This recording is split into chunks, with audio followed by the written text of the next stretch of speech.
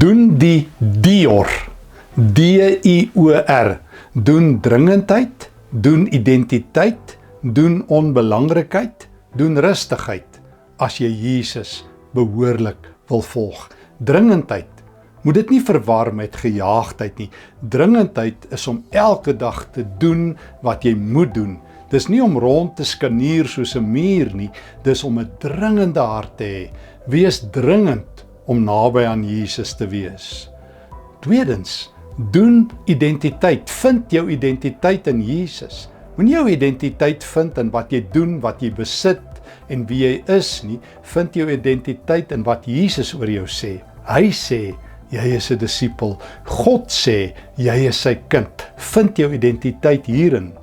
Loop dringend elke dag na Jesus toe. Vind jou identiteit elke dag in Jesus.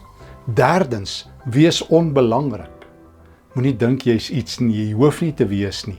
Doen wat Paulus in Filippense 2 sê, kyk op na ander mense, bewonder ander mense, spandeer jou lewe om ander op te bou.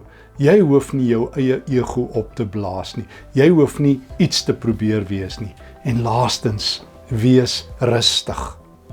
Kry genoeg rus, lewe 'n rustige lewe.